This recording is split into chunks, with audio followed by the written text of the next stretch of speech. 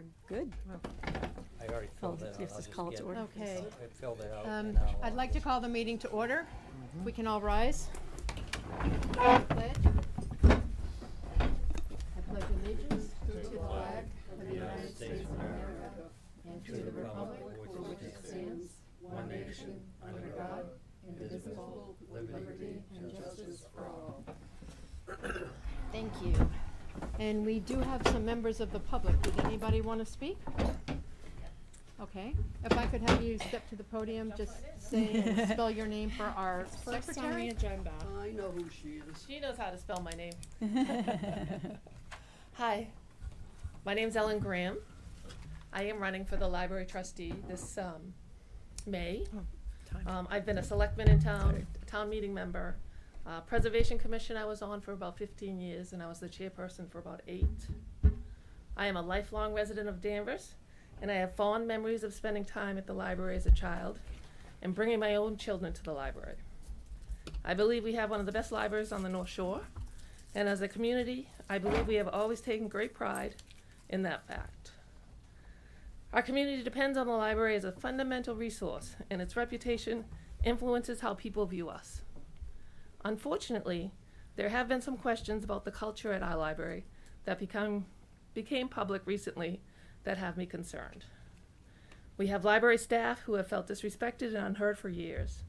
The staff member is also a respected member of our community, and it's difficult to understand how it got to the point where she felt compelled to speak out at the Human Rights and Inclusion Committee meeting. I understand getting directly involved with personnel issues is not the role of the trustees.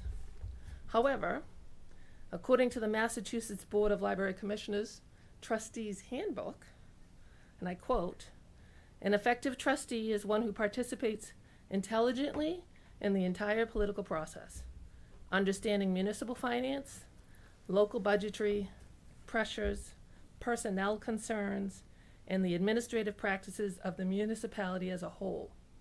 A library board which recognizes the library is not an island, but part of a larger municipal structure, will build stronger partnerships within the community it serves."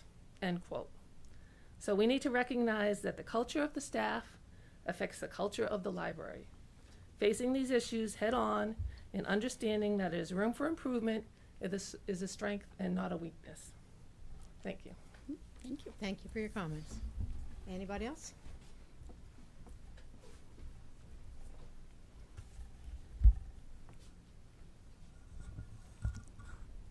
Hi, Lisa Silva, resident, town meeting member.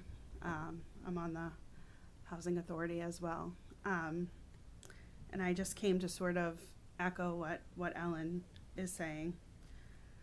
Public libraries are widely recognized as one of the last remaining truly public spaces where individuals are welcomed without the expectation of spending money. As such, the library must be a safe, inclusive environment. To achieve this, we must challenge professional standards that inadvertently marginalize diverse cultural perspectives. Microaggressions are subtle, often unintentional slights that cause psychological distress and high turnover. Employee complaints and the discussion at several of your last meetings confirms these behaviors are occurring within our library. While usually delivered by well-meaning individuals, the lack of intent does not negate the harmful impact on staff or the damage caused by defensive reactions when these issues are raised. Microaggressions thrive in ambiguity. They can be brushed off as misunderstandings or different angles, but that's exactly what allows them to persist. To ensure both patrons and employees can show up as their authentic selves, I am asking library leadership to implement awareness tools, use resources like the Harvard Implicit Association Test to help staff identify and manage unconscious bias, which we all have, every single one of us. Establish clear protocols, create a transparent process for reporting and addressing workplace slights to eliminate the ambiguity that allows microaggressions to persist.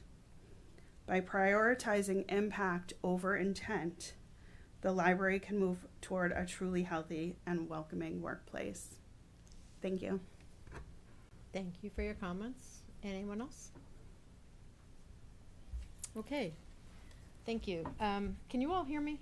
It's being recorded up there, but my mic's not working in here. Do we need to have the door open in case Maureen comes? No, she can just open the door. She knows where we are. She can just open, she's just come in the door before. She's come in the door before. They're all set. Okay.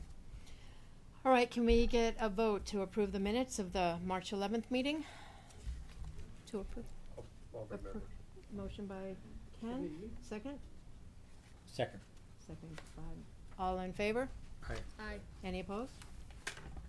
Thank you. Motion carried.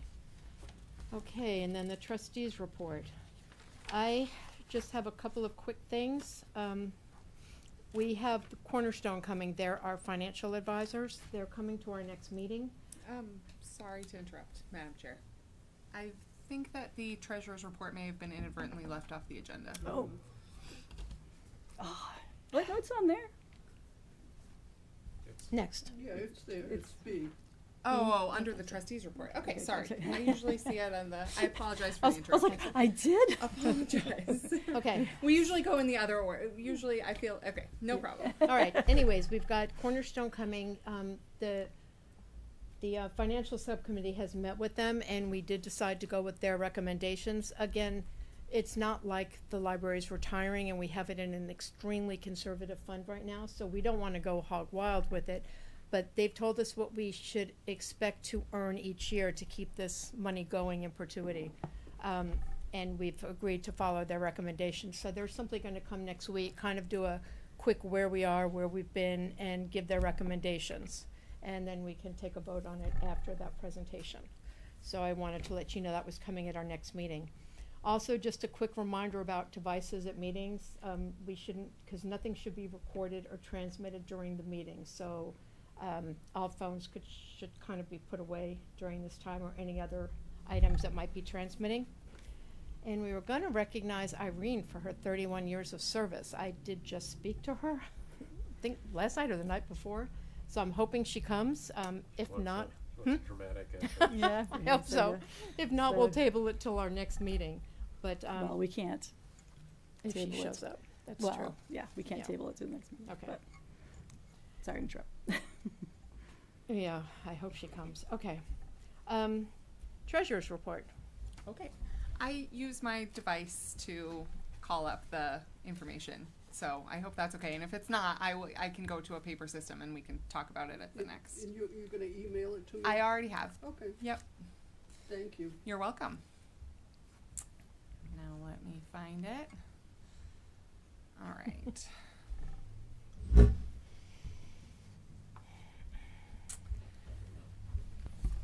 The treasurer's report for March, the beginning balance was $726,100.91. There were $0 in deposits, $1,485.53 in income, $0 in withdrawals, $0 in expenses. An unfortunate change of value that I have to interpret as a market forces. This is definitely the most significant drop in value that I've seen in my time as treasurer, something to be aware of. Loss of value of $30,849.31 for an ending balance of $696,737.13. So we will be sure to ask Cornerstone some questions in our next, when we see them in May. There's been a lot of market fluctuation Has been, recently, yes. for various reasons. Okay, can I get a motion to approve the treasurer's report? So I'll moved. make- Yep. Michael, you did? Second? I'll second it. Okay. Julie, any discussion? Other than being sad? Okay. All in favor? Aye. Aye. Any opposed? Okay, motion carries. All right, do you have Noah's report? I don't have Noah's report, but I can report on the Friends. Okay. Have you been going to the meetings? No, What's that? no, Okay. no. All right. No. Yeah, so there's the Friends report, which usually Noah can do, but he is not with us tonight. So just basically a few notes from that is they have already surpassed their highest number of membership that they've had, at least since I've been here, but they've already, so usually they get a bump around the book sale. Let me make sure I'm talking on the mic. Usually get a bump around the book sale of people coming, but they already are at past the number they were at last year before we've even gotten to the book sale. So some of the strategies that they're trying this year have worked. So it's good. So their numbers gone up, which is great. They wanted to definitely pull notice. So on next Thursday, they are having a program called the Bitter Sweet History, 18th Century Chocolate and the American Revolution. So it's like a Rev 250 program. So all about chocolate. There will be free samples. So if you're around, sign up for the program. So as I said, that's next Thursday night, 6:30, I do believe. I didn't write it on my thing. So they are adding a new museum pass, which is the Griffin Museum of Photography in Winchester. So they're just in the process of getting that right now. So that's coming, and they're also still interested in other suggestions of new passes. And the other one, so the aquarium, Christy knows, back in the day, they never had summer passes for the aquarium. And then COVID times, they made it for the whole year. And then they've gone back recently to not having summer passes for the aquarium. But instead, very cleverly of them, they are offering a summer-only pass for the aquarium, which is not good for the weekends, but it's good for the weekdays.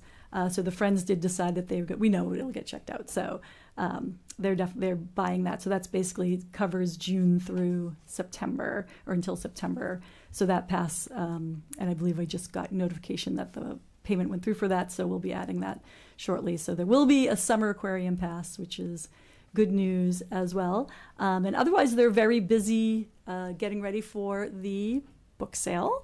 So the second week of June will be the sale, the first week of June. So if anybody has books hiding in their garages or basements that they're looking to donate, that whole first week of June at the library, Monday through Saturday, you can come and drop off your books in the Gordon room anytime, and they'll take them and sort them. So they do that throughout the week. And then the sale actually starts on the Tuesday night of the following week, which is a preview sale for members only. So if you're a member, you get to get that first crack at the books, and then the rest of the week will be the regular sale times, which is most of the day. It's like 9:30 to 4:30 every day, more or less. So that will be happening. So that's always their biggest fundraiser of the year. So they're excited. They're just getting their people together for that, and starting to do all their organization for that. So that's a lot of their focus, and they are looking to sponsor somebody for one of the summer concerts, which they've been doing the last few years. So they don't have a group yet, but if anybody has group suggestions, they're looking for a group for summer concerts. And what else? I think that is the majority of the thing. They also always support every year. They support for National Library Week. They make little gift bags for the staff, for all the staff members. So they're working on doing that again right now. So I just gave them the list of employees again. They write a personal note and everything. So it's very, they're a lovely, lovely group of people. So I always encourage people to join the Friends, and it's inexpensive. And if you have the time to donate, or not to donate your time, I meant to say, like, to their board, or do any activities with them. They're always happy to take on more members. So I think that is it for the Friends. Say, like, they're doing really well, and moving forward with some looking at booking programs and things for the summer and fall as well. So that's what they are up to right now. So that's the Friends. Thank you. Yeah, you're welcome. So since you have the mic anyways, would you like to just move into your director's report? I will, and I did want to, usually I just ask everybody if they have questions about my written report, but I did want to just highlight, since we have some guests here who mentioned this as well. So we did just have a microaggressions training on March 18th, with Cultures Connecting. Cultures Connecting, I can say it. We're based out in Seattle, actually. So it was a completely virtual program, but we had the majority of our staff, part-timers and full-timers, present for that. And Corey was able to come for some of it as well, which was great to have her there. And so we did have, that was like a 3 hours? It was a 3 hour, microaggressions training, which was a lot of talking about how to recognize microaggressions, and everything from advertising and entertainment to, social situations and office situations. And we had a feedback form after that. I'm just reading kind of my notes on it. And then Caprice and I, the presenter, followed up afterwards, a few days afterwards, to go over the feedback and talk about some next steps to make sure that we continue working on this issue at the library. So they provided us with a guide to use to help facilitate with the staff afterwards as well, which is a great foundational document. And she and I talked about, because it's hard for us to get the whole staff together at any given time to kind of talk about a lot of things. What we had before was when Jasmine Raymond was still here as the Director of Equity and Inclusion. We had an equity group at the library with Jasmine, and it's, obviously Jasmine's no longer with us and we don't have a replacement for that position. So the equity group kind of slowly fell apart. So her suggestion was for us to recreate an equity group within the library so that staff members could continue to work on this and help the staff as a whole to work on some of these issues. So we're going to be restarting the group. So I'm going to meet with some of the old members to kind of talk about what worked and what didn't.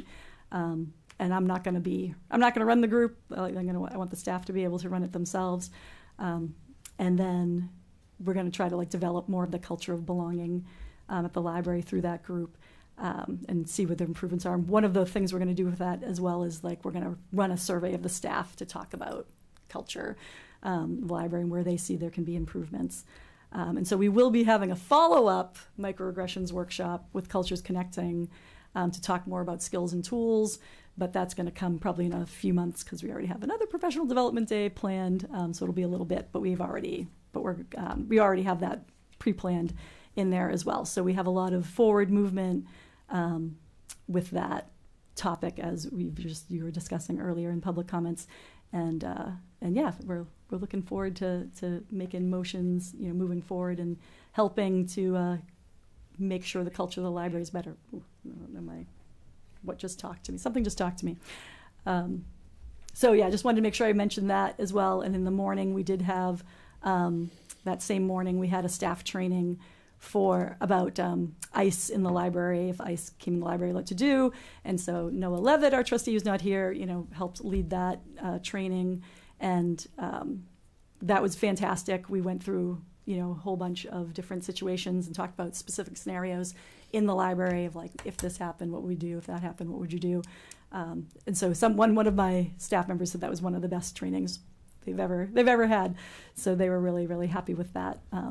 And we do include guidance of talking to the Danvers Police Department, they are also not able to interfere or intercede with anything if ICE are there, but they can be there to witness and help de-escalate anything if there are issues. So that's part of our guidance is if they came in the building is definitely call Danvers Police Department.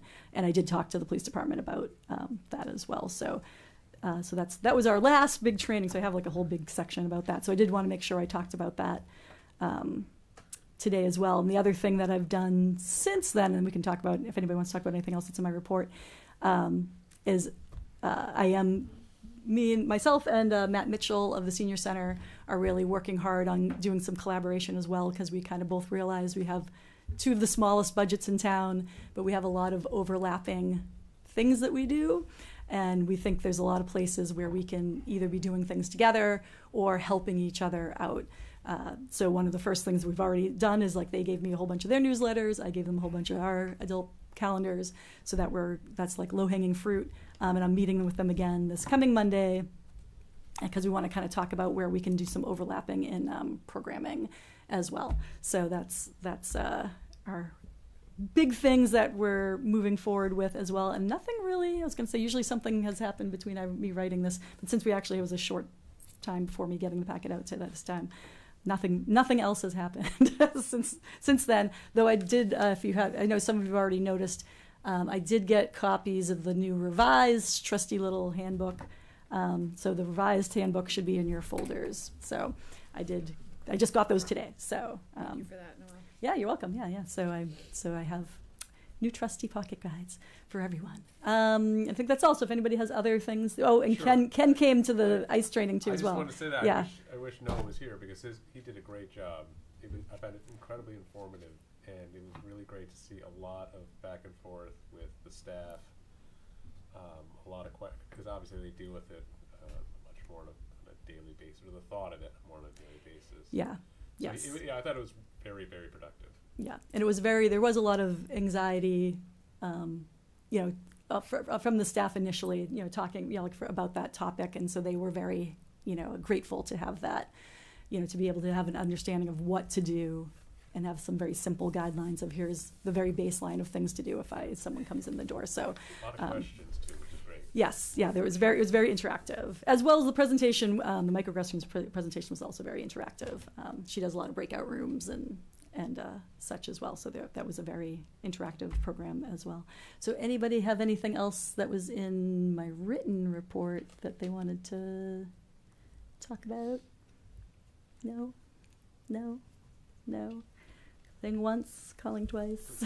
All right, then I guess you get to move on, Madam President. Yes, that's what you are. Madam Chair, your chair. Okay, thank you. Okay, so we'll move into some old business, and the first thing on the agenda is the indemnification. Insurance update. Again, the attorney never got back with me. I put in a call to the town manager. She never got back with me. I have now gone to the select board. So 3 different members. So I'm hoping we will have an answer by the next meeting from them, or at least how long it's gonna take to get said answer. So,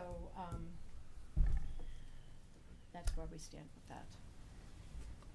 And they seemed pretty open to it. They understood our concerns and wanted to get that moving as well. Then we have the code of conduct. Oh, no, I'm sorry. Yeah, you do. If I might talk about the indemnification, the insurance part, the important word is indemnification, and at the open meeting law training that was done last week, when you were there and I was there, Julie was there, and I attempted to raise the question about what boards are indemnified. And town council was hinting in some way about special employees. Well, that we still do not have the answer. We do not have an answer about special employees or indemnification. And we've been after this for months because, I mean, we are in charge of a very large amount of money in our trust, along with responsibility for the library and the running of the library, but the indemnification is the key word, and I don't know why we haven't got the answer. Well, I don't either, so that's why I'm taking it up a notch. So hopefully we will get an answer, one way or the other. Anything else, Mike? On that part, no. Okay. Thank you. All right, and then in your packets, there was the scholarship policy update because the scholarship subcommittee met. And does anybody have any comments? I think, Yes, I do, Madam Chair. Mike? Going down to, I can't think of anything more important other than Robert's rules and the open meeting law, other than education for employees. I think it's a great idea. People that get education, you can never take it away from. Looking at the eligibility requirements, okay, we'll start with scholarship award. Line 2, first category says, the scholarship amount will be determined by the scholarship committee, issued based on the available funds, applicant needs, and merit. So, I know there's been discussion in the past about available funds, so that fluctuates on every candidate, in other words, this, a bad year for investments might diminish or make the funds lower. Yes. If we don't have the Would funds, would it make sense to just have a certain amount every year? no.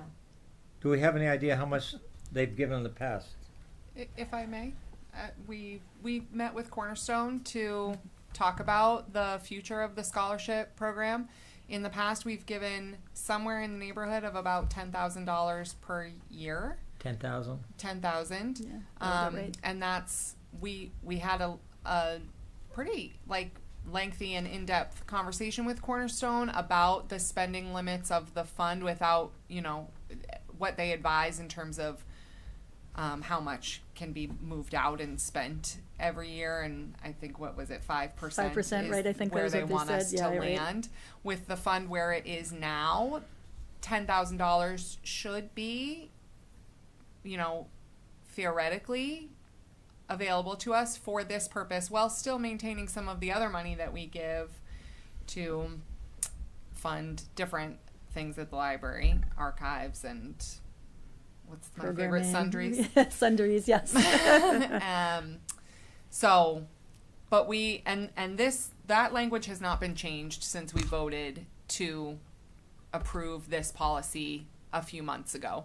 The scholarship committee met to update just some particulars around the application process and how communication goes back and forth between the applicant and the board. So that language in parts 1, 2 did not get changed since we last voted on it. But yes, the recommendation from Cornerstone was to evaluate and have a discussion as a board after the applications are received, because it's a twice annual application period now, where we will have an established timeline, and we can look at what's going on with the fund against what the requests are, so that we can allocate as much money as possible without getting Cornerstone mad at me. I get that part, and thank you. Do we have more than one person apply at a time? Have we? Sometimes, yes. Yeah, so the last applications that went through, there were two people who applied. So Yeah. was it the 10,000? Was it 5,000 to each person? Or was that what? Well, was? I think so. It's on the basis of, so there's 2 terms. It's spring and spring and Semesters? fall, essentially. Yes, we try to kind of adhere to that timeline, and they apply and let us know what the cost of the course that they are taking is in that next period. And then I believe the language that we used was that we would award up to half. Yeah, that's correct. That was kind of, in our discussions, a way to ensure that the applicant was equally vested in their education and, was going to be making a financial contribution.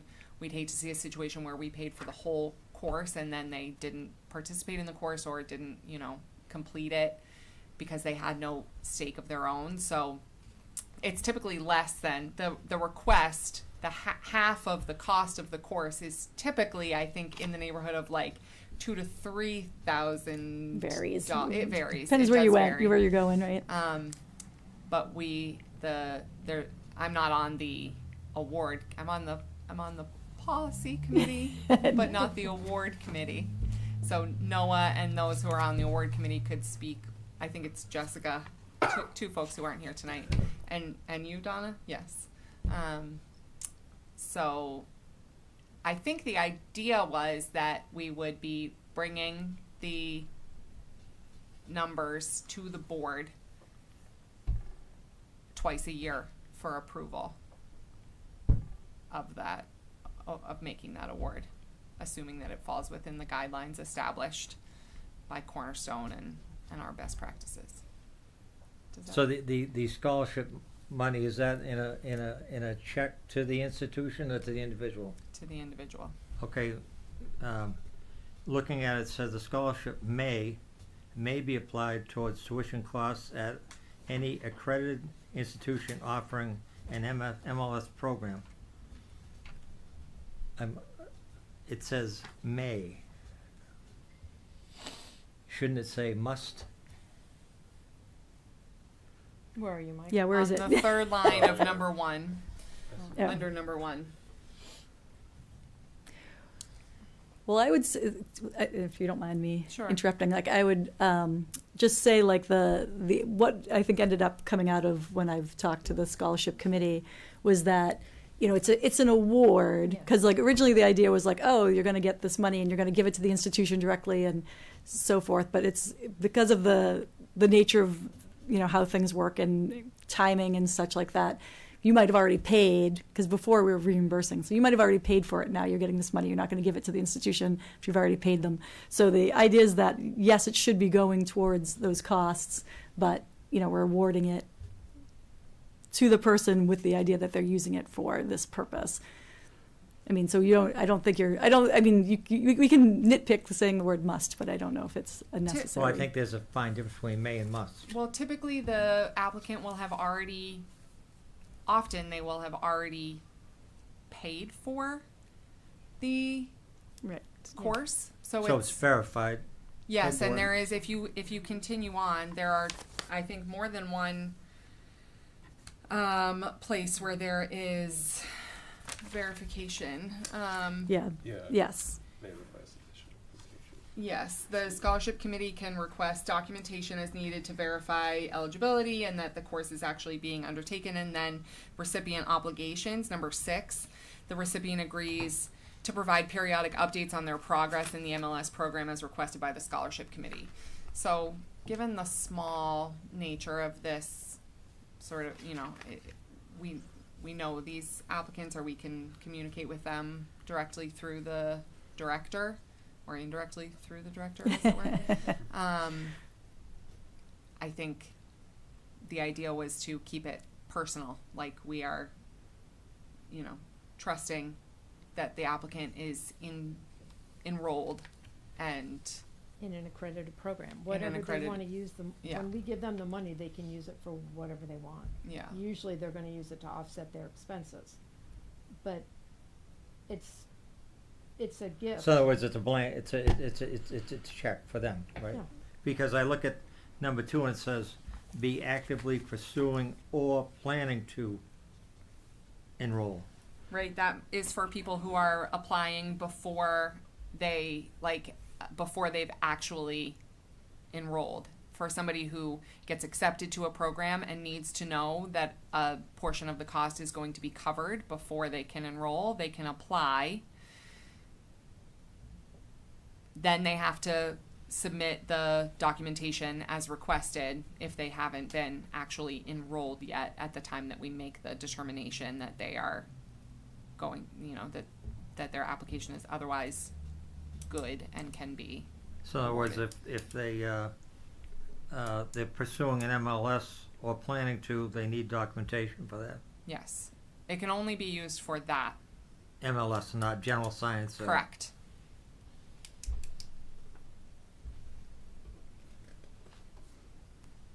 Any other questions?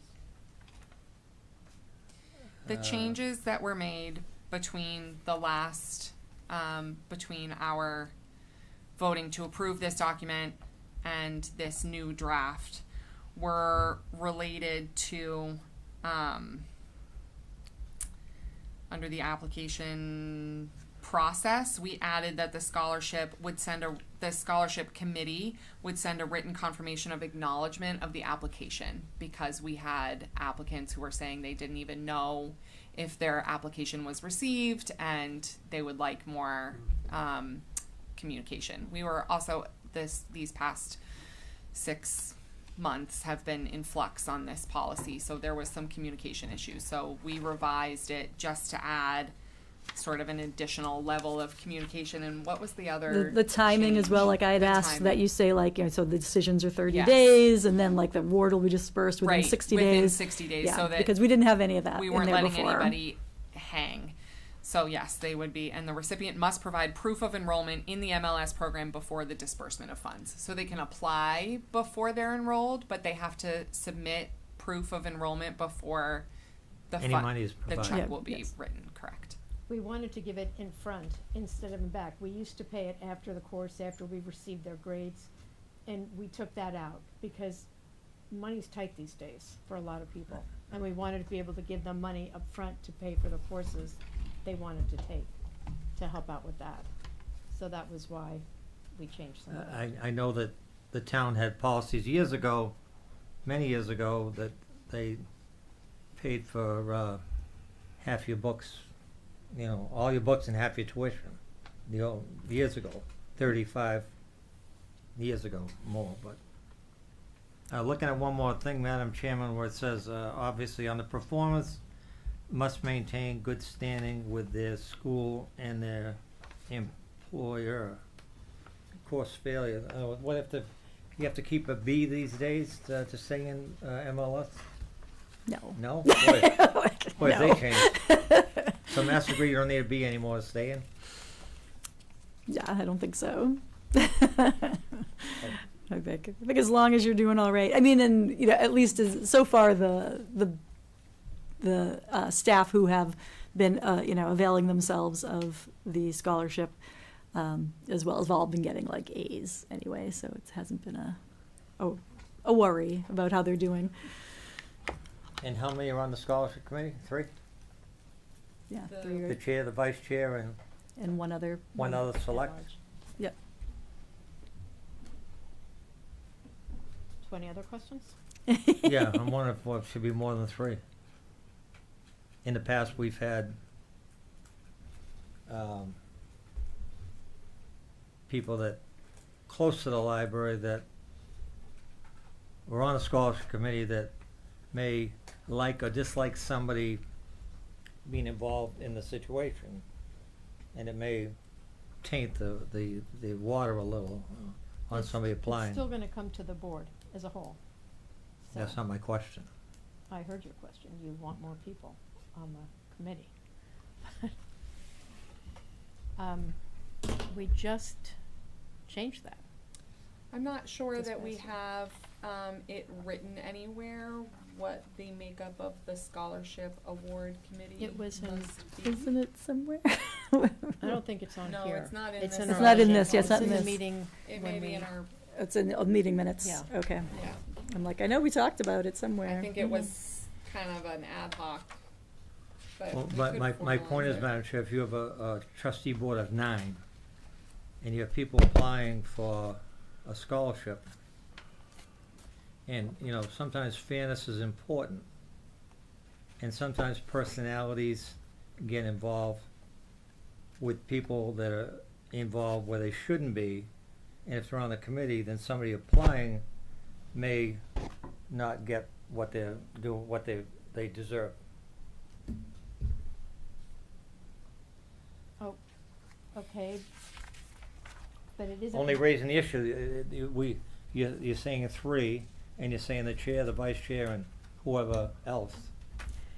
Well, I would just say that, I mean, the way this is written, right? I mean, there's no reason to deny anybody Yeah, there's no this. Like, and as long as, there's no personnel, so as long as the person is filling out the form, they fulfill the requirements, there's no reason that people would be turning anyone down. That's not the goal of it. It's just making sure that they qualify for the disbursement, and that's really all there is to it. I don't think there's any like, I don't think you guys are discussing, No, nothing. like the person. We just make sure they're enrolled in a legitimate program, and that's easily verifiable, and then they get the award. So we discussed it at a previous meeting. I'd have to go back and look and see what month that was. Yeah. And we did that at the same time we did the finance committee, which was discussed at an open meeting. Yeah, which was I think other several months committees ago. are 3 people too, right? So Mhm. it's not- Yeah, most of them are 3. And I say, like, this is already an approved policy. This is just the matter of that they've made a few small changes to it. So the things that you're discussing right now, Mike, were things that were already approved of before. This says draft on it here.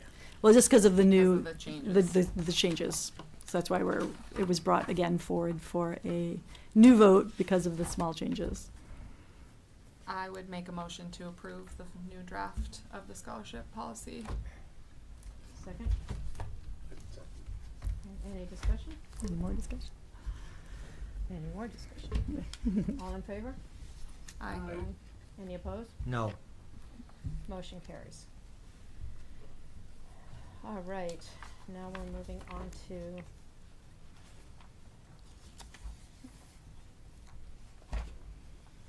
all right, new business. So Mike, I believe you wanted to discuss open meeting law and Robert's rules? Yes, Madam Chair, thank you very much. As I've mentioned, on and on and on, I can't think of anything more important. Than the elected Board of Library Trustees have knowledge of Robert's rules and the open meeting law. The philosopher Francis Bacon back in the 1500s said knowledge is power. Elected board members who do not familiarize themselves with the Robert's rules and the open meeting law and knowledge of procedures in the Mass General Law under the what's in here, Section 38, Section 18 to 25, that conduct open meeting and government bodies about executive sessions and also moving on. As already proven so many times in our meetings, Madam Chair, that this lack of knowledge has led to issues where we are borderline in violating the open meeting law, and which we've gone as far as mentioning staff members' names, and they've been named personally, and questions about their present health conditions and their return to service. For the board to be effective, we need to have more knowledge about the open meeting law, about Robert's rules, how to conduct a meeting, and it just seems so important. Moving forward, our next chair, Madam Chair, I think it should be somebody who's served on this board already in some capacity, and that they be versed in the open meeting law and Robert's rules to make it more effective and moving forward to make this board more effective. Thank you. Okay. Madam Chair, may I speak on this topic?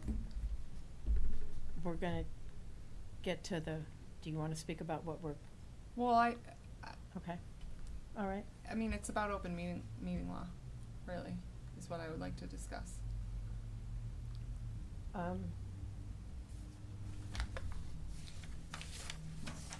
Why don't,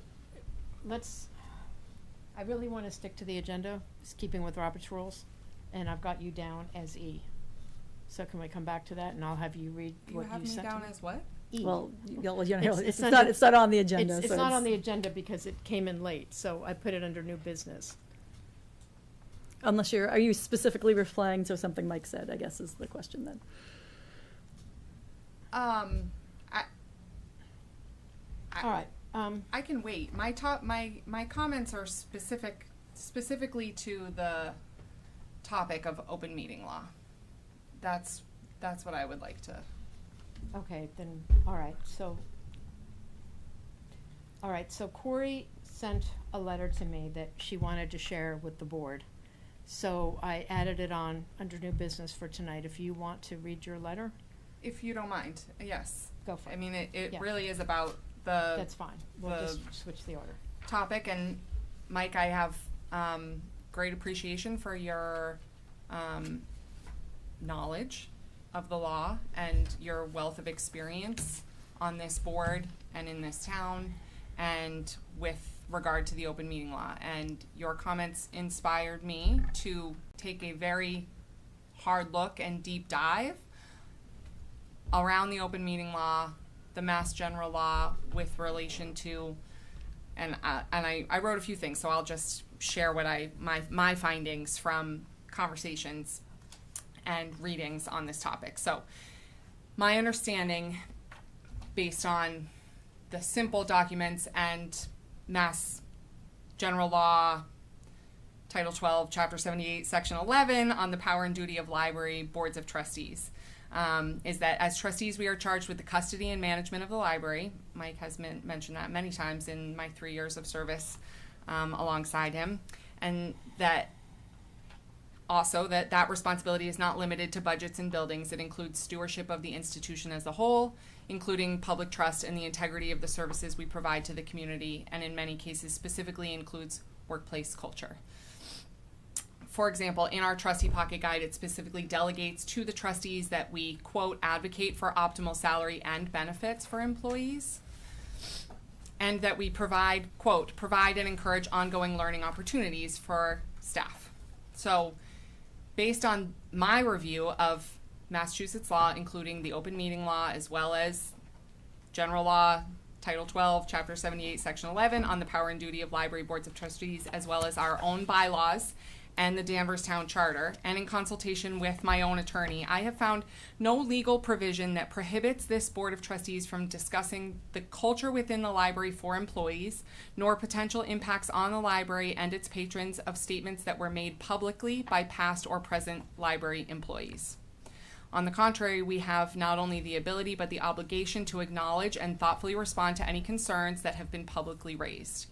When such concerns enter the public sphere, they directly affect the credibility of the institution that we are entrusted to oversee. That said, I am clear that in discussions in open session legally should never include judgments on an employee's credibility, motives, or character, nor any confidential or sensitive information regarding their health or discipline or evaluation of their job performance. All of that is something that you need to provide notice, go into executive session if you have anything sensitive or confidential or specifically related to that employee as an individual employee of the library. However, the board can legally refer to an employee if the discussion is focused on the impact on the organization, not on the individual themselves. If we limit our discussion to publicly known facts and statements made, and if we adhere to limits on the conversation, including policy, operations, and our public response, reputational concerns. So I want to encourage my colleagues to verify these findings for yourself and be cautious about accepting or internalizing constraints that are not grounded in statute, charter, or formal policy. I am not suggesting that the board ever take on the role of management, debate day-to-day personnel matters, or interfere in any individual personnel decisions. Rather, I just want to continue to advocate, as I have done at a number of these meetings in a row, and I also commit to moving on after so many discussions, but that we fulfill our governance role by ensuring that concerns of this magnitude are not ignored and that our response within these meetings reflects a commitment to accountability for the reputation of the library.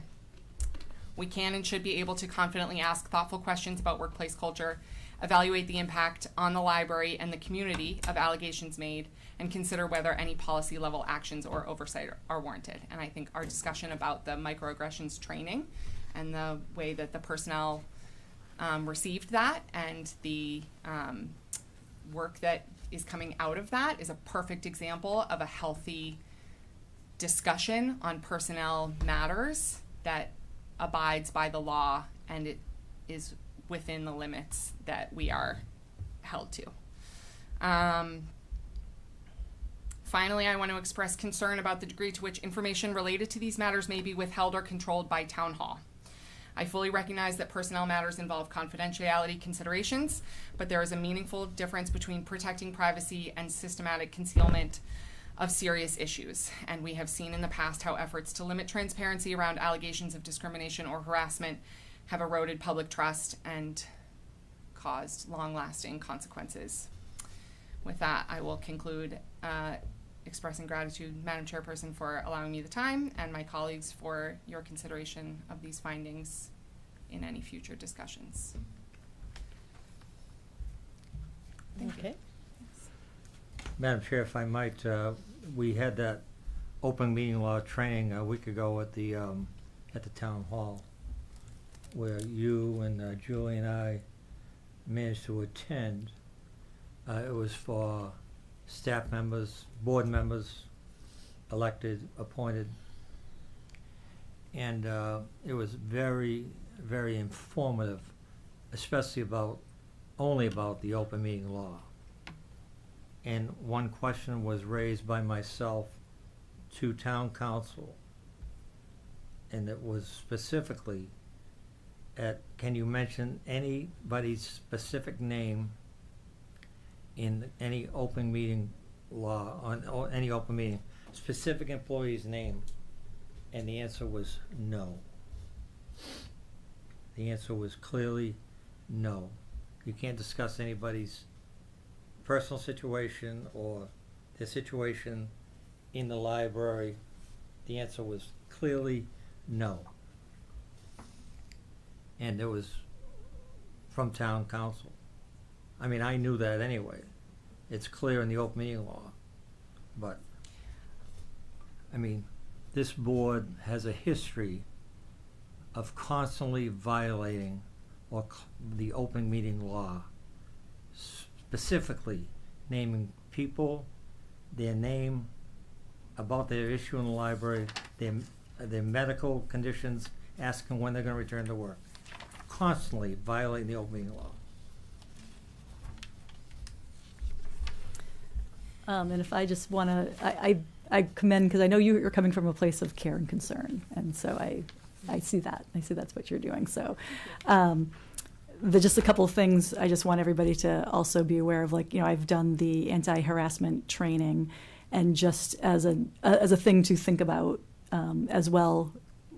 So anything that's discrimination or harassment that, you know, if an employee comes and tells me or anybody, you know, this is happening to me, that has to be immediately reported to the town, right? That's a requirement. And then once it's at the town level, right, for them to, you know, investigate, deal with, whatever, and they have to comply with state, you know, regulations as well. So there's, you know, a place where if we're talking about issues of discrimination, harassment, where there isn't a place for us to talk about it, right? Because it's out of like our hands, right? It's in the town's hands. So just to be aware of that, right? Like it goes to a place and then it's out of our sphere. What was the other thing I was going to say? And the other thing just to think about as well is that, you know, the employees did negotiate, you know, with the union, and they have a union contract. So one of the other things that we do want to be very aware of when we're talking about any issues or anything, that they, you know, have a grievance process, you know, that is within that contract that they have agreed to, and that is between also them and the town, right? So we have to be very careful to not get in, not we, but like the board wants to be very careful to not interfere with the union contract, right? Basically, right? There's something in place, and that's what the employees voted for. And I mean, they're open to negotiate how they want that to work and everything. But we want to make sure that the board doesn't muddy the waters of anything, especially anything that ends up being under investigation or. Yeah, so we just have to be. So I just want people to be aware, right? There's a couple of other things that we're looking at beyond open meeting law, beyond, you know, the trustees, bylaws and things like that, and how most of the time, like I know you're talking about transparency and accountability, largely, which is a good thing. But like privacy and confidentiality and process is kind of where municipal law comes down.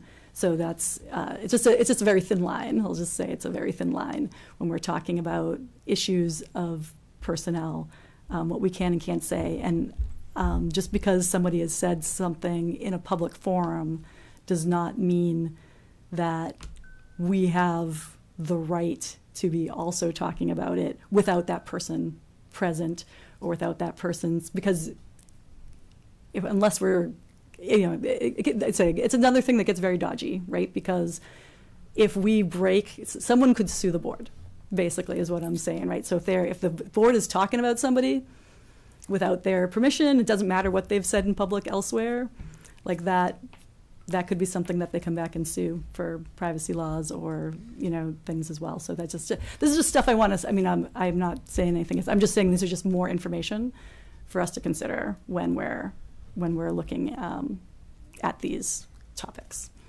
It's important too, Madam Chair, as the director just said, our employees are very valuable to us. They're the face of the library, but they advocate for themselves. They're union.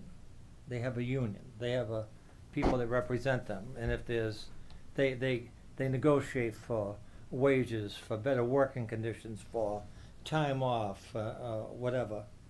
They do that themselves. We don't do that for them. We don't do that for them. So they advocate for themselves. And any issue that the employee has, they have a grievance process. It's clearly explained in their contract, right here. It's explained in their contract where they should go. They don't come to the trustees and say, I'm being singled out for this or something like that. Their duty is to file a grievance with their union representative. Then there's a process. If it's egregious enough, they can go to town hall. If it's that egregious, they can choose that avenue. But as far as the everyday activities, somebody complaining to a trustee, that's where it has to end right there. There's a grievance process. Take it to the union. Have you talked to the assistant director? Have you talked to the director? And then it goes from there. Very simple. That's the rules. If I may, when an employee makes public comments, let me finish. When an employee makes public comments about the culture of the library, and I have come to the board requesting not information about that employee, not information about that employee's situation, not information about never requesting details, responses to the specific allegations in terms of that employee. But that our reputation to the community is being called into question. And we as a board have a right to discuss the culture of the library without using specific people's names or specific cases, but that may inspire a conversation about developing a survey or creating an anonymous comment box or taking other measures to find out how the relationship between the employees and the unions is going, because our human resource responsibility is to advocate for optimal salary and benefits for the employees.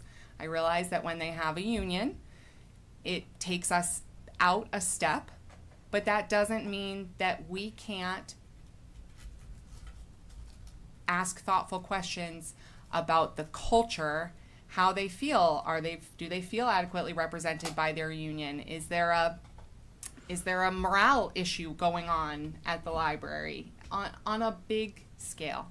And every time I have tried to raise those questions and engage in that discussion, I have been shut down with threats of you're in violation of the law, or you are, this is outside our purview. And the purpose of my statement tonight was to reiterate that I have looked at it carefully. I understand what town council said, and I believe context is very important when it comes to when a name gets used. Of course, we cannot name an employee and discuss their job performance. We may not name an employee and discuss their health. We should not be naming those. I agree with you wholeheartedly on that, those past violations on some topics. Numerous. But when comments are made publicly about the library, I am always going to ask the board to consider our response, to have a discussion, high level, within the bounds of the law regarding confidentiality and privacy and open meeting. But we have enumerated multiple, personnel issues come up all the time in our routine business. Noelle keeps us abreast of who's incoming, who's outgoing. There's names throughout this where she'll mention the name of an employee and what they're doing, what work they're doing, whether they've submitted their resignation. So there is no law barring us from talking about general personnel General, it's fine. issues. Yes. Yes. And I feel that needed clarification because Madam Chair, unless I wasn't here and my hearing was wrong, I'm pretty sure that individuals' names were mentioned at this meeting before. But that's not what she's referring to now. I hear what You you're cannot mention people's names when you're talking about an issue with the library. and I don't believe that's what she's saying. Am I missing something? No, I'm saying context Yeah. is important there. It Yes. is not a Context blanket is important. prohibition. Right. I can appreciate her position, but we obviously disagree with our positions, and good for your research, but we have violated the open meeting law constantly. And somebody's gonna file it, and then we'll have to answer to it. When Can I just? What, you have a comment? Yeah, I just need to add something, as a previous union person. Bring that closer to your You mouth. need to understand that if somebody comes to you with an issue about the union, about how they're being treated by the union, we cannot get involved with that because that would be, you cannot tell somebody what to do. That would be considered bargaining against the union, and that is a prohibited practice. So I just wanted you to be aware of that.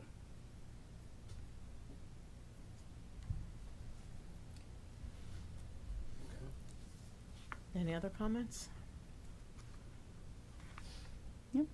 I think once we have that understanding, Madam Chair, that they're union and that they have a complaint, their grievances with the union, not with the individual trustee to come and mention their issues personally to us at any open meeting. Okay, I hear you, Mike, but I think what Corey's saying is having a discussion about the topics, not about the person. And I understand that, Madam Chair, but if my hearing is correctly in the past, we've had names mentioned specifically about employees and about their complaints at the library. Yes, but Okay, we have. Yes. I just want to be clear on that. yes, And you're correct. and this is taped here, and I want to be clear that the names have been mentioned by trustees here about their grievances, about their issues with the library. I want to make it clear the name has been mentioned by a trustee. Okay, and if that instance was in violation of the law and the authorities want to, then we'll take It's up to the chairperson to take charge of a meeting and call discussion involving open meeting law out of order. and it doesn't happen, it should happen, and the next chairperson that takes over should be well-versed, open meeting, and Robert's rules. Plain and simple, make it happen. Okay, thank you, Mike. You cannot allow it to continue. Mike, thank you. Okay. Thank you for bringing that forward. And if I can just add one thing, I don't think Corey's talking about the past. I think she's talking about moving forward, and I think there were some good suggestions there.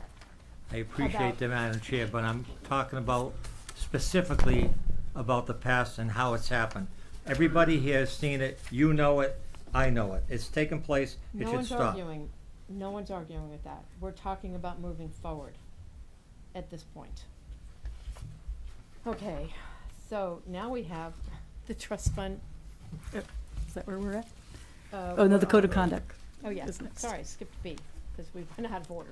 Code of conduct addendum. Did you want to, Kathy, you want me to do that? No, it's, Hmm? it's you, babe. Maybe. Finding it. Whatever page it's on. Oh, there it Yeah, is. whatever page, where is it? No, no. Oh. No, I had everything marked out here, now it's all. Okay, so we had talked about the code of conduct in the past, and we've added a couple of things on, bearing in mind some of the thoughts that Mike brought forward tonight. And we had 16 through 18, right? Yes. Yes. So if you can especially take a look at, we voted on 1 through 15, we added 16, 17, and 18. Does everyone have that in their packet? They See where I'm should. talking? Yep. Yeah. You know what that's really? Yep, it's right here. All right. Here's this highlighted. Well, Here's this highlighted. it's color versus not color copies, sorry. All right. All inquiries made to board members regarding staff performance, culture, or operational details must be redirected to the library director. I think that goes without saying. When you hear a problem, we need to, or not even just a problem, all inquiries. So that ties in with some of what you were talking about, Corey. When people come to us with an issue, we need to redirect it to Noelle. She oversees the staff, and we need to bring her into the loop. We shouldn't be overstepping our bounds. We don't deal with personnel issues directly. So when someone comes to us with a problem, I think we need to go to Noelle. And 17, should a library staff member bring a grievance to a trustee, the staff member must be redirected to the current collective bargaining agreement. That goes in line with what Mike was just saying. The trustee should notify the chair that a staff concern was raised to ensure systematic issues are being tracked appropriately. So not saying that we should ignore them, but again, we need to be aware of what's going on between our employees, the town's employees, who we oversee their director, and the collective bargaining agreement.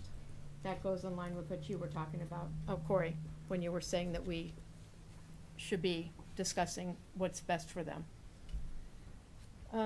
While the trustees encourage a friendly and supportive environment, board members shall refrain from soliciting insider information or acting on informal staff complaints. Personal conversations between a trustee and a staff friend should remain personal. Trustees must not use these relationships to bypass management or influence personnel decisions.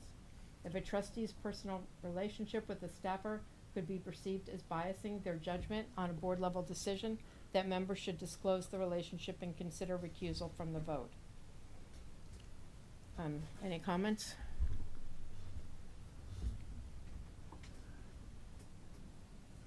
I would like some more time to consider the amendments or the addendums.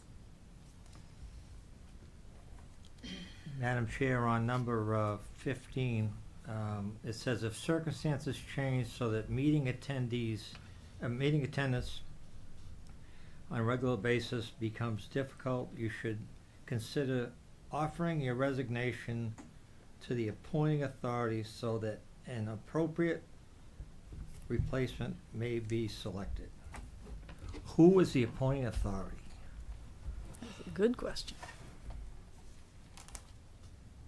Number 15 has already been We need to know who's the appointing authority here. if you refer to the bylaws about resignations, number 15 has already been voted on by this Yeah, that's board. old. However, I will refer you to our bylaws where it states filling vacancies, Article 3, Section 3, any vacancy caused by death, resignation, disqualification, or otherwise shall be promptly filled by a vote of the remaining members of the board until the next regular town election. So that I does appreciate you pointing that out, but my question is, it says if circumstances change so that meeting attendance on a regular basis becomes difficult, you should consider offering your resignation to the appointing authority so that an appropriate replacement may be selected. Who is the appointing authority? So it should just say chair. It Yes. should just say to the chair. The chair is not the appointing authority. Well, that doesn't, as the bylaw that We're Corey not just appointed, quoted. we're elected. Right, so we should be following what the bylaws say in that case then. So the resignation should go to the chair, Chair. and then. I think you need to offer somebody, if they can't be present, you have to offer them, like the COVID law, right? They can do remote if they really had to, right? No, I don't think so. Have you ever watched other boards where they can't be present and they have them on remote? I think there's a difference between being like, I can't make it, I have to stay home tonight and do it, and I'm not coming to meetings anymore. Like, or, I'm doing other things instead of coming to this meeting that I am elected to be coming to. I think those are different things. I also think that the language of that item specifically encourages the board member to use their best judgment about whether resignation is the appropriate remedy. So do people want to change that to chair, like instead of appointing authority? That's fine with That's me. fine. I'll fix it. Do we need a motion? Well, you're voting on something that Well, there's no, you're voting on something voting on that's it not now. even, we're not appointed, we're elected. But in the event of a vacancy, the board has a responsibility to fill the seat by a vote of our board. That's Yeah, how it's it was temporary done till the last next year on the election. school committee, when a school committee member moved out of town. You don't resign to, you don't resign to the board. You don't resign to the library trustees. Sounds like a What am I bylaw. missing here? I didn't vote on these bylaws, actually. This was before my time, but the bylaws have a specific section on vacancies, and I presume you are here, Mike? Can you offer some clarity? Yeah. Because there is a Article 3, Section 3 on vacancies. Which I don't And think was I wasn't here changed, for the yeah. discussion of it, so maybe you could help me understand. Well, being the senior member sitting here, and looking at just, I mean, it doesn't seem to be difficult to me looking at it. 15 is very clear, what I've said 6 times here about an appointing authority. We're not appointed, we're elected. So who do you resign to? You have to tell someone you're resigning if you decide to resign. Or if you get sick or you pass away, someone should know that information. So just to the chair, you're not. Especially if you die. Yeah. I think we're But 15 was in there when we voted on this last time. So I mean, this has been around for a long time. This predates 2 years, yeah. Well, at least. It's 2 yeah. years old. So Some that's. things get biased, I guess, yeah. Yeah, a lot of things So we're get just biased, so we can clarifying. update it. So we'll take out appointing authority, put in chair, so if you decide you wanna resign, you would just let me know. And then we would Yeah, I follow our think I'll run bylaws. Excuse me? I didn't hear what you said. Perhaps before the I next think I'll run meeting, again somebody now. can check in with the town clerk about what the actual procedure is for a I resignation. already know what procedure is, but Will you enlighten me, Yeah. Mike? Okay, and we're not supposed to have back and forth according to Robert's rules, so if you can. What did you wanna say something, Mike? no, I'm fine, thank you. Okay, did you wanna say something, Corey? I move that we table the edits to the code of conduct until our next meeting. Second? Because no one's ready to vote on it.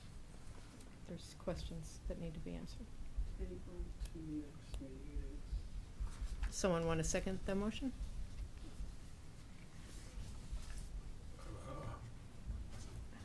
I'm fine with waiting for next, for next meeting. I guess I'll second that. Okay, all in favor? Aye. Aye. Any opposed? Any abstentions? Okay, the vocal majority wins. All right, so we just have some questions about 15, which was formally approved, but we'll relook at that.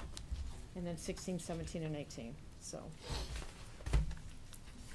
All right, and now moving on, I knew there would be discussion on that.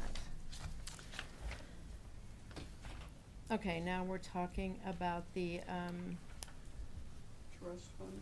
yes, the trust fund mission statement.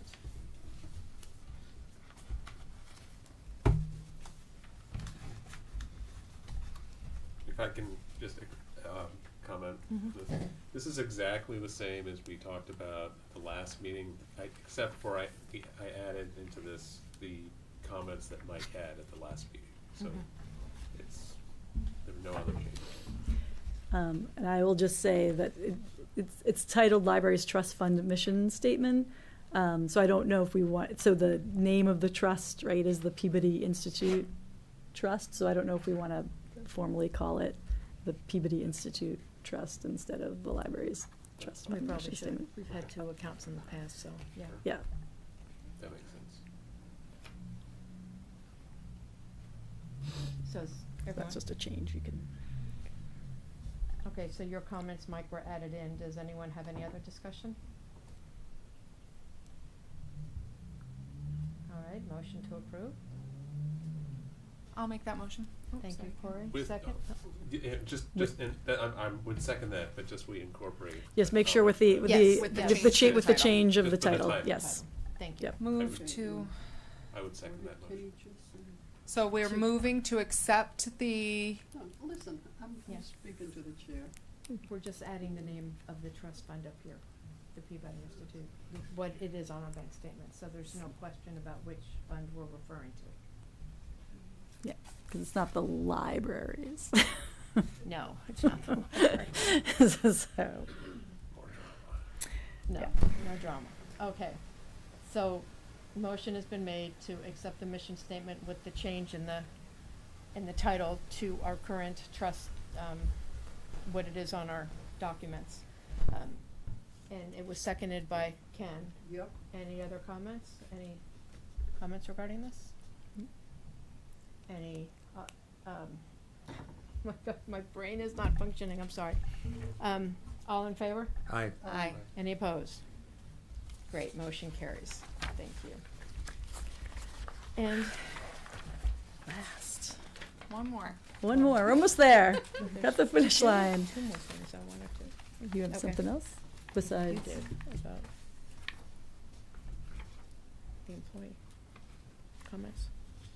Oh, And, yeah, I don't know. I don't know if I want to say anything right now. It's gonna be a good time, but okay. All right. So the last thing in the new business that's on the agenda is, so we have a lot of artwork at the library and donated artwork at the library that when I arrived was mostly in a closet, but has since been hung. So we have no policy for donations of artwork to the library. And this kind of came up because someone recently was looking for their uncle's artwork that was donated to the library like a gazillion years ago. He has since passed away. They're like, where is it? It's something that used to hang up. It's down now, whatever. And she was kind of like, can I have it back? And it became a whole thing like, like, where is it? Does it belong to us? Like we had a lot of questions about what to do with it. So I thought that means it's time to create a policy about art donation to the library. So it was included in your packet, but basically, it just gives us how how the director will evaluate potential donations based on relevance and condition and space and safety of the artwork. And then basically that the ownership becomes the library's. We're going to control where it goes. We're not going to say it's going to be up forever or where it's going to be. No one gets to tell us that. And then we reserve the right to sell, donate, or discard the artwork if it no longer fits the collection that we have. And then, we're not valuing the artwork or anything like that. And like people shouldn't just show up and say, I'm giving this to the library. They need to talk to us about it first. So that's the main. I just did a lot of obviously official, professional words to talk about it and things that we didn't accept. And then there's just a donation form for people to fill out if they're interested in donating, and then they would sign. Basically, they're signing it over to us, and I would be, or the director would be accepting it.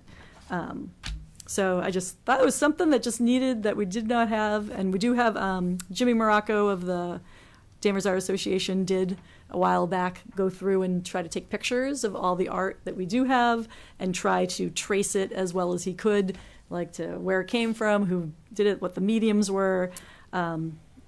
So I actually have to, I don't know I don't think he ever gave me that document that he created, so I gotta get that document from him.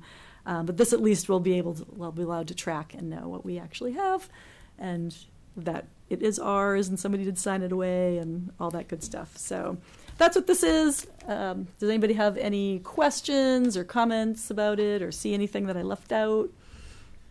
I have a question. Yeah, go ahead. Under criteria for acceptance, the space and safety line, I'm not sure if maybe there's a word missing, but maybe it it says is. the library have a suitable Yeah. safe location. Does that mean the library must have? Yes, there should be must in there. Thank you. So- Thank you for. So under the very first, it says criteria for acceptance, and then space and safety is the third bullet point. So it should say the library must have a suitable, safe location to currently display the work without obstructing walkways or sightlines. So does that mean that the library cannot accept something if it doesn't have a place to immediately display the work? I would say yes. Like, we don't want to just take things and what are we doing with it? Put it in storage. Yeah, right? what are we doing with that thing if we don't have any place to put it in the first place, right? So I guess it begs the question of where the distinction is between some of the artworks that are held by the archives versus So I mean, and I'd say like artworks this, that are held. that's a good. Thank you. Actually, that's a good point. You know what I will say, the because the archives it's an interesting question, right? Because the archives is part of the library, also considered separately, Yeah. and has its own donation policies and Jessica will be things. sad to miss this So, yes. We can add. Thank you for thinking of that. So say the Peabody Institute Library of Danvers. So we can put in here, this does not include works donated to the Archival Center. Okay. Yeah, I just And add that line. Then you feel the best policy is that unless we have a place to put it up, we should not be accepting it. Yeah, because why are we Yeah. accepting it? I mean, we could have like some exceptions, I would say, but that's obviously going to be case by case. Like, oh well, that we're clearing out that thing, so there will be a place for that. But like, if we're, we don't want people to just say like, here this is, and you have to hang it up in the children's room, and it's got to go over the window. It's got to be in the window, or whatever. That's no. All right, does not include donations made. Wait, I'm just getting into the Danvers Archival Center. Okay, so I'll have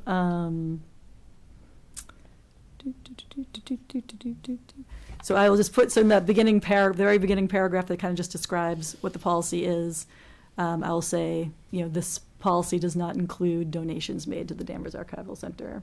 Just to clarify, this is about the library and not, Made to the archive. yes, yeah. So any other questions, comments, thoughts about that? That was a good one, Corey. If not, then I would love to hear a motion to accept it with the changes so it's not my job to do that, but you can say that, Donna, that part. Can I get a motion to accept the Peabody Institute Library of Denver's art donation policy with? So moved. Thank you. Second? I will second. Thank you, Corey. All in favor? Aye. Aye. Any opposed? So the only change is this. Motion one. carries, yes. Yeah, and just the word yeah, and just And the that word word. have. The other This word. is Or must. Must, yeah, Must. must, This must, must have. must is a much better word, must have, yeah. Thank you. Thank you, thank you, it just, A lot of things done tonight. this was a large, Yes, okay, perfect. meeting. All right. So that was everything with you? That, it was everything with me, let's just say, yeah. And thank you for getting that done, You're welcome. the art. Okay, motion to adjourn. I'll bring that motion. Motion by Ken, second. Charles is smiling. Put you in the record there. Make sure we know you were here. What time is it? Oh, It is 8:26. All in favor? Aye. aye. Any opposed? Good night, Danvers. Thank you. So what should we do about Reedy? Do you wanna like go over her house?